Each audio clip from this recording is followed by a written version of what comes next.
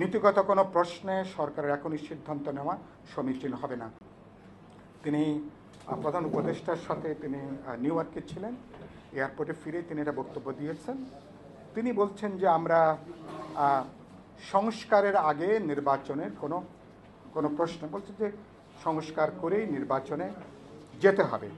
তিনি একটু আগে তিনি কথাটা বললেন, কথাটা কেন বলছেন কথাটা জানি না। আমরা 84টা যে সংস্কার প্রস্তাবনা যেটা আছে তার মধ্যে ইতিমধ্যেই আমাদের আইন উপদেষ্টা আসিফ নজরুল বলেছেন অর্ধেকের বেশি সংস্কার প্রস্তাবনা ইতিমধ্যেই তারা কার্যকারী করেছেন। বাকিটা মধ্যমেয়াদী বা দীর্ঘমেয়াদী যেটা আছে নির্বাচনের আগে অধিকাংশই তারা কার্যকর করবেন, যেগুলো সংবিধানের সাথে যুক্ত নয়।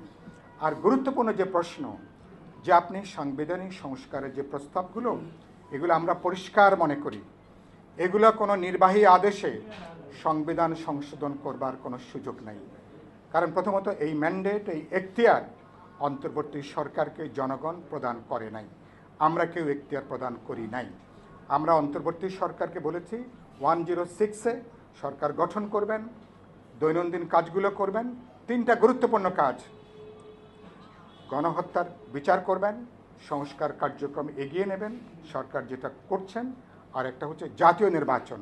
সুতরাং এর বাইরে আমি বলেছি আপনাদের দিন দুনিয়া ছোট করে আনেন।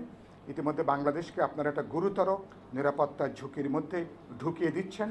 আমার রোহিঙ্গা ইস্যু, পার্বত্য জেলাগুলোর সংকট, ভারতের সীমান্তের 3 পাশে তাদের ধারাবাহিক যে উস্কানি পুশনের নাম করে, ফলে বাংলাদেশ 53-54 বছরের মধ্যে এত বড় নিরাপত্তা ঝুঁকির মধ্যে আগে কখনো পড়েনি।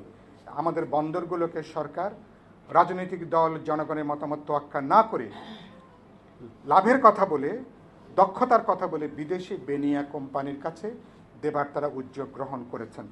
এগুলো থেকে সরকারের সরে আসা দরকার। নীতিগত কোনো প্রশ্নে সরকারের এখনই সিদ্ধান্ত নেওয়া সমীচীন হবে না। ভবিষ্যতের পার্লামেন্ট, নির্বাচিত সরকার, যাদের পপুলার ম্যান্ডেট আছে, জনগণের রায় আছে, তারা আলাপ আলোচনা করে এসব ব্যাপারে প্রয়োজনে তারা সিদ্ধান্ত গ্রহণ করবেন।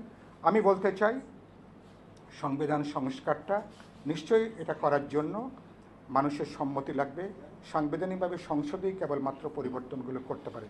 গণভোটের কথাটা এসছে, যেহেতু অনেকগুলো গুরুত্বপূর্ণ সংস্কারের প্রশ্ন এসছে, সংবিধান অনেকগুলো চরিত্রের গুরুত্বপূর্ণ পরিবর্তন, সেজন্য জনগণের মতামত নেবার একটা প্রশ্নটা এসছে, যেখানে আমরা একমত হতে যাচ্ছি। কিন্তু নির্বাহী আদেশটা জারি করবেন রাষ্ট্রপতির নামে।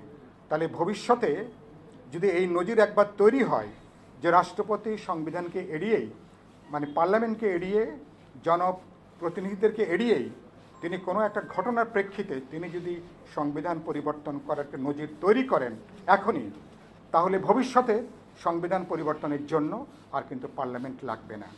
তখন এটা বরঞ্চ ভবিষ্যতে স্বৈরতন্ত্রের পথ আপনি তৈরি করবেন, ভবিষ্যতে কর্তৃত্ববাদী শাসনের পথ তৈরি করবেন। খুবই বিপজ্জনক, ভয়াবহ একটা প্রস্তাবনা। আমরা আলোচনা করেছি।